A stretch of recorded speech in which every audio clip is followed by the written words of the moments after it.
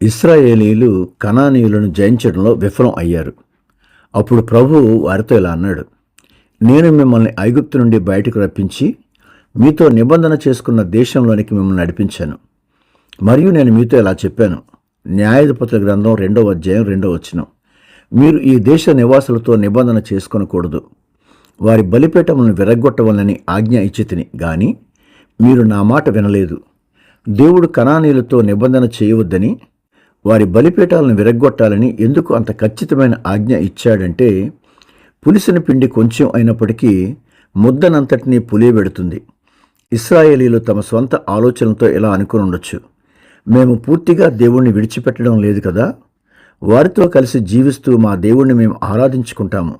కానీ దేవునికి తెలుసు, పాపంతో లేదా అన్య సంస్కృతితో చేసే చిన్న రాజీ అయినా అది కాలక్రమేణా మొత్తం జీవితాన్ని, సమాజాన్ని భ్రష్టు పట్టిస్తుందని. పాక్షిక విధేయత అంటే అవిధేయతతో సమానమే. ఇశ్రాయేలీయులు కనాను దేశాన్ని స్వాధీనం చేసుకున్నారు, అది పాక్షిక విధేయత. కానీ దేవుడు చెప్పినట్లు అక్కడి నుంచి అపవిత్రతను పూర్తిగా తుడిచిపెట్టలేదు, అది అవిధేయత. వారు దేవుని కంటే తమ సొంత వివేకంపై, రాజకీయ వ్యూహాలపై ఆధారపడ్డారు. ఇశ్రాయేలీయులు ఏ శత్రువులనైతే పూర్తిగా వెళ్ళగొట్టకుండా మినహాయించారో ఆ శత్రువులే తర్వాతి కాలంలో వారిని బానిసలుగా మార్చుకున్నారు. అలాగే నేడు విశ్వాసులు ఏ పాపపు అలవాట్లతో రాజీ పడతారో అదే పాపం వారి ఆత్మీయ జీవితాన్ని బంధించి పతనం వైపు నడిపిస్తుంది. దేవుని సంకల్పం ఎల్లప్పుడూ మన నుండి సంపూర్ణ పరిశుద్ధతను, సంపూర్ణ విధేయతను మాత్రమే కోరుకుంటా ఉంది.